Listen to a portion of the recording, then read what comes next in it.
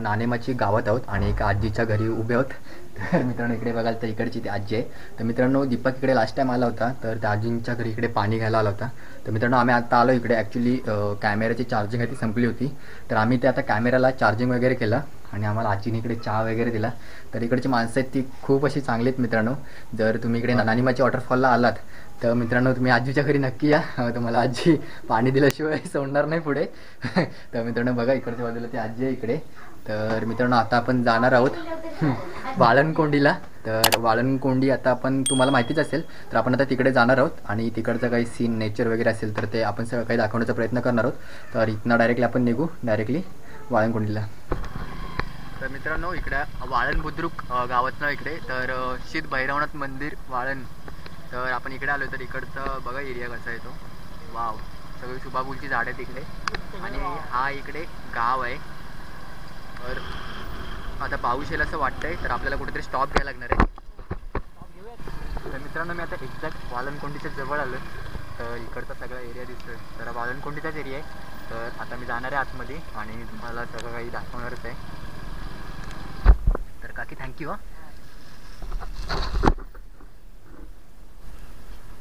तर मित्रांनो इकडे पुढे आलात की पहिले अशी एंट्री आहे. इकडच्या पुढच्या बाजूला बघा, तर इथे दिलं आहे श्री क्षेत्र वर्धा आणि माता वाळणकोंडी देवस्थान. तर मित्रांनो इकडून आपल्याला आतमध्ये जायचं ब्रिजवरनं.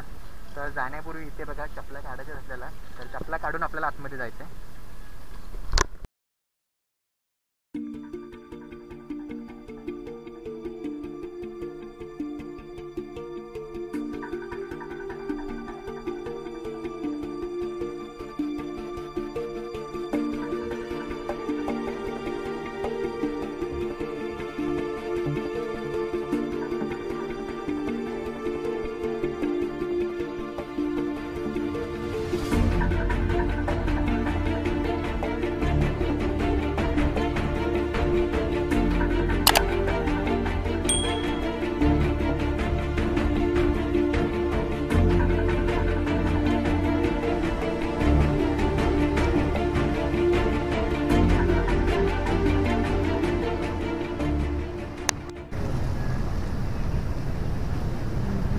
थोडा आधी आले असते ना तर तुम्हाला हे इथं हे झालं दिसलं असतं. तिचं आता मी मोडून ठेवले ते. हो का? हा सकाळपासून पोटी झाला होता ना, पाऊस वगैरे असतो ना.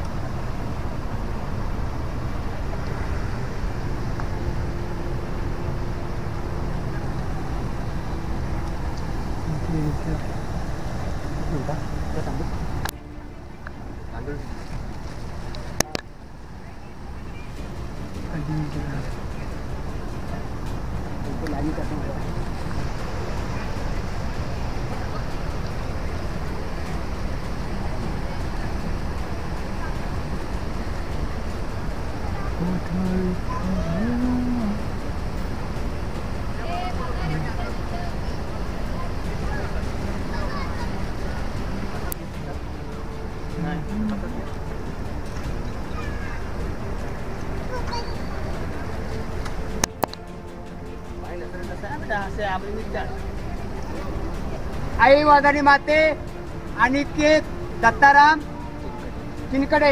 आई वर्धानी माते, आज या तुझ्या या दरबारामध्ये आज नारळाचा फल देण्यासाठी आलेले आहे. आई वर्धानी माते म्हणून आहे वर्धानी माते. हा नारळ नवा सोन्याचा गोला आहे वर्धानी माते. मग आज लेकरू तुझ्या या दरबारामध्ये दर्शनाचा लाभ घेण्यासाठी आलेले आहे. आई वर्धानी माते रायगड जिल्ह्यामध्ये आहे वर्धानी माता.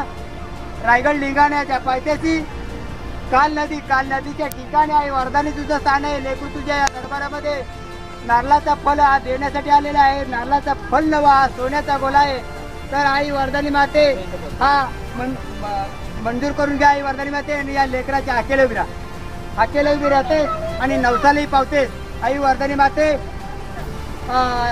आई बारामतीला पावते, आई गुजरातला पावते, आई रायगड जिल्ह्यातल्या लोकांना पावते. मग आई तुम्हा आम्हाला पावणार नाही का? आई वर्धानी माते तुम्हालाही पावणार. आई वर्धानी माते आता मला सांगा, आई वर्धानी माते ज्या ठिकाणी बालक चालत खेळत रांगत गाडी घोड्यातून लेकरू या तुझ्या या दरबारासाठी दर्शनाचा लाभ घेण्यासाठी आलेला आहे. मग आई वर्धानी माते दर्शन दे आणि या लेकराच्या पाठीची हाकेला उभी राहतेस आणि नवसालाही पावतेस. मग आई मला वर्धानी सांग, की त्यांच्या नोकरी धंद्यामध्ये, त्यांच्या परपंचामध्ये, त्यांच्या कुटुंबामध्ये आनंदाचा दिवस दाखव आई वरदानी माते. आणि अशी सतत आई ह्या लेकराच्या पाठीशी हाकेल विरा आणि या लेकराच्या मनाची मनोकामना पूर्ण करून दे आई वरदानी माते. असा एकच वचन आई वरदानी माते दे आणि या लेकराच्या पाठीशी असे वरदानीच्या नावानं चांगले हर हर महादेव.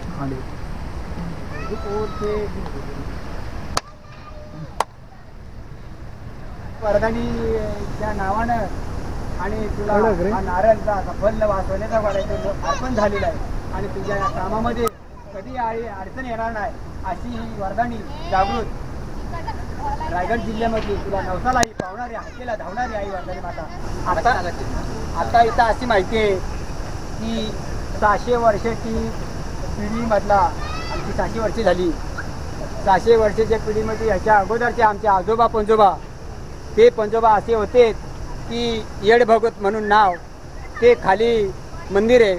त्या मंदिरामध्ये आरती सुखी घेऊन खाली जाणारे आणि खालीवर येणारे असे ते भगत, येड भगत म्हणून. अशा या देवीची खाली बाल खेळत रांगत असताना, चालत असताना, ज्या वेळेला ह्या इकडे 150 फुटाचा गुहा आहे आणि गुहा असताना तिथे असा एक प्रकार होता की तो आम्हाला जर का कुठला कार्यक्रमाला भांडी जर पाहिजे असली तर आईजवळ गाऱ्याने गाऊन त्याला एक नारळाचा फल देऊन ते सांगितल्यानंतर ती आई आपल्याला आज संध्याकाळी सांगितल्यानंतर उद्या आपल्याला कार्यक्रमाला भांडी, सोन्याची भांडी ती आपल्याला काढून सकाळी आपल्याला तयार असणार. मग ती आपली भांडी घेऊन ती आपल्या घरी कार्यक्रमासाठी ती नेलीच्या नंतर मग ते आणून ते इथे ठेवली तर ती आई खाली नेणार. असा एवढ्यापर्यंत हा प्रकार आहे. परंतु इथं अशी प्रकार आहे त्या कोंडीमध्ये ज्या ठिकाणी आम्ही सांगत असतो बालांना की बाबा रे तुम्ही देवाच्या दर्शनासाठी लाभ घेण्यासाठी येतात तर त्या नदीच्या काठावरती जाऊ नका. जर एखाद्या बारीला जर बाल खाली गेलं तो बाल वर येत नसतो. त्यावेळेला इथं असा प्रकार घडलेला. एक मुलगी, 2 मुली आणि एक मुलगा. एक मुलगी जिवंत काढली, 2 मुलं, एक मुलगी आणि एक मुलगा मृत्यू झालेली. असा इथं प्रकार आहे ह्या देवीचा. ही अशी देवी जागृत आहे. ओके. 7 थराचे आता सुद्धा दिसतात का इथे? एक थर दिसणार नाही तुम्हाला, 6 थारा पण दिसणार. ओके, ठीक आहे थँक्यू. ठीक आहे काका, थँक्यू आम्हाला एवढी इन्फॉर्मेशन दिल्याबद्दल. धन्यवाद.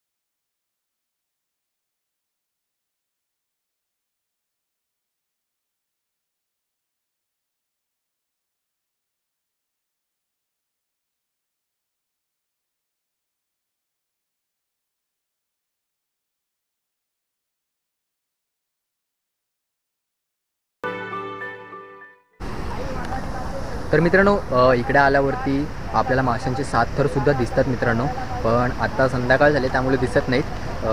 आपण जर सकाळी वगैरे आलो तर ॲक्च्युली दिसतात. पण मित्रांनो इकडं आल्यानंतर तुम्ही काही इन्स्ट्रक्शन पाळले पाहिजेत. म्हणजे इकडच्या बाजूला बघाल तर इकडे पुढे सगळे लोक पुढे गेलेत आणि तिकडे एकदम तीराला उभे थांबलेत काठाजवळ. तर मित्रांनो तुम्ही आल्यावरती असं काही करू नका. आलात की अगदी तुम्ही इकडे उभे थांबा बाजूला, तिकडे काका वगैरे नारळ देतात तिकडे थांबा आणि आल्यावरती पुढे जा. इकडे वगैरे असे फिरत वगैरे बसू नका इकडे तिकडे, आणि आपलं काम झालं की सरळ निघून जा. तर मित्रांनो आता आम्ही जाणार आहोत घरी. तर इकडचं तुम्हाला सगळं काही मी नेचर दाखवलेलंच आहे. तर आता थोडे 2-3 फोटो काढून आम्ही डायरेक्टली घरी जाणार आहोत.